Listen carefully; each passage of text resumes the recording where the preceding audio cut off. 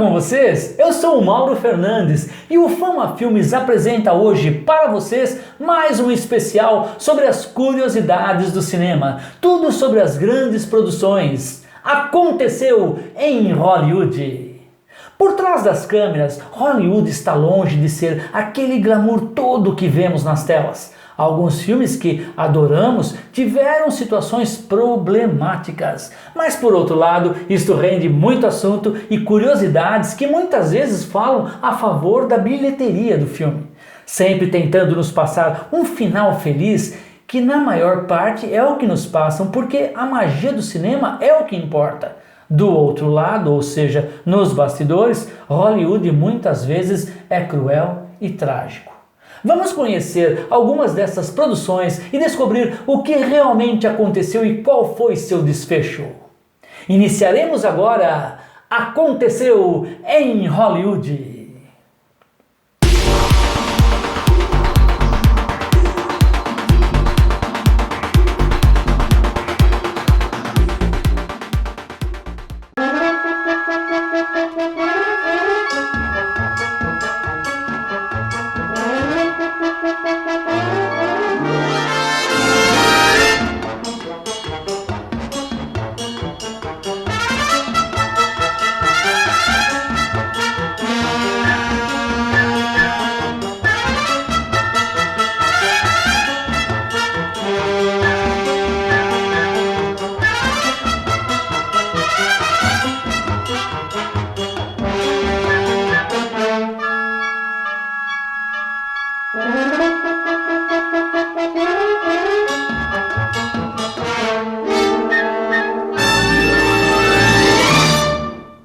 Com a popularização da televisão nos lares americanos e no mundo, os grandes estúdios se voltaram também para produções para a tela pequena, entre as décadas de 1960 e 1970, na chamada época de ouro da televisão, até meados dos anos 80.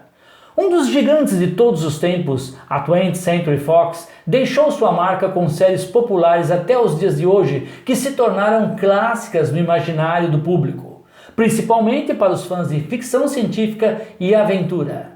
Irving Allen, famoso produtor e diretor de séries de TV nos anos 60 e de grandes produções de filmes catástrofes para o cinema nos anos 70, criou para a Fox séries memoráveis como Viagem ao Fundo do Mar, sua série mais longa com 4 temporadas, ou como O Túnel do Tempo, que foi a mais curta de todas as séries de ficção científica produzidas por ele, com duração de apenas 1 temporada, mas a sua favorita dentre todas. A premissa da série Túnel do Tempo se baseia no famoso livro de ficção científica A Máquina do Tempo, de H.G. Wells. Na visão de Allen para a série, o governo americano havia iniciado nos anos 50 o maior e mais secreto projeto científico de todos os tempos, o projeto Tic-Toc. Tic-Toc 1 para a base Tic-Toc. Permissão para entrar, código linha vermelha. Base Tic-Toc para Tic-Toc 1. Permissão concedida.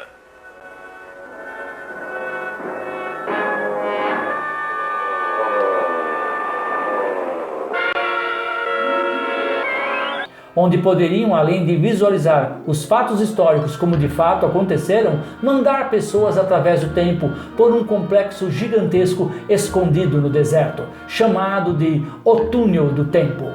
Os principais cientistas encarregados da parte teórica do projeto eram Douglas Phillips e Anthony Newman, interpretados por Robert Colbert e James Darren, e com os personagens e elenco de apoio como os veteranos Whit Bissell, como o general Haywood Kirk, responsável pela administração do complexo, John Zaremba, como o Dr. Raymond Swain, e a ex-Miss América Lee Meriwether, como a Dra. Anne McGregor, os cientistas que operavam o túnel. Como o projeto se encontrava em fase experimental e ainda apresentava problemas técnicos, Tony Newman tenta sozinho o primeiro teste com o envio dele mesmo como o primeiro ser humano a entrar no túnel, rumo ao passado, indo parar no navio Titanic poucas horas antes do desastre de seu naufrágio.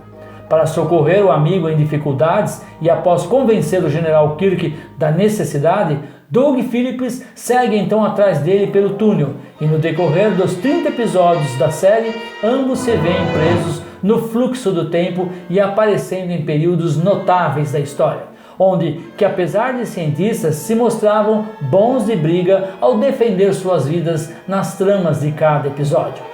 Típico das séries da época, a língua não é barreira para eles, apesar de chegarem em épocas e lugares onde as únicas línguas faladas seriam o francês, o alemão, o espanhol, o latim ou o hebraico.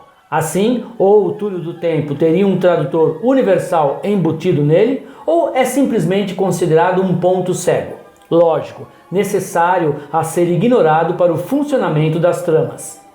O primeiro quinto da série gira em torno desse problema, fazendo com que Doug e Tony interajam apenas com pessoas que falam inglês.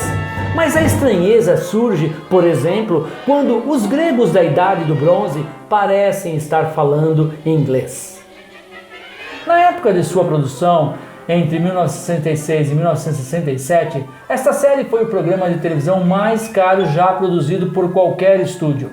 O complexo do Túnel do Tempo ocupou 2 enormes estúdios de som da 20th Century Fox, e apesar da temporada de boas críticas, mas classificações de audiência ruins para o que custava, a ABC se ofereceu para renovar a série se o produtor Irving Allen cortasse seu orçamento em 1/3. Ele recusou e a série foi cancelada. Devido ao cancelamento da série, Doug e Tony nunca mais voltaram para casa. Cada episódio terminava com uma chamada de suspense para o próximo episódio, o chamado cliffhanger, e o episódio final teve um cliffhanger levando à repetição do primeiro episódio. Assim, cada episódio teve seu próprio cliffhanger, tanto indo quanto vindo, ao final sugerindo que ambos ficaram perdidos para sempre em um looping temporal.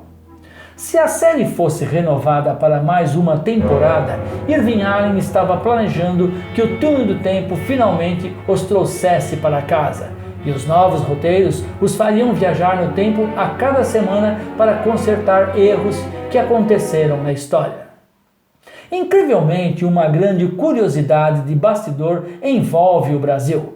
Em janeiro de 1967, o presidente eleito Marechal Arthur Costa e Silva encontrou-se com o presidente dos Estados Unidos, Lyndon Johnson, na Casa Branca. Costa e Silva assumiria o governo brasileiro em março. À época, contava com apenas 66 anos, mas tinha uma aparência envelhecida e quase nunca tirava os óculos escuros. Mas o que poucos sabem sobre essa ocasião é sua visita a Hollywood. O falecido ator David Hudson, da série Viagem ao Fundo do Mar, que interpretava o Capitão Crane, certa vez revelou que Costa e Silva fez uma visita com sua comitiva aos sets de filmagens de Viagem ao Fundo do Mar, e que, conversando com o presidente com a ajuda de um intérprete, lhe contou sobre um tio seu que morava no Brasil. Sabendo do parentesco, na volta de sua viagem, Costa e Silva convidou o ilustre tio do ator para um almoço.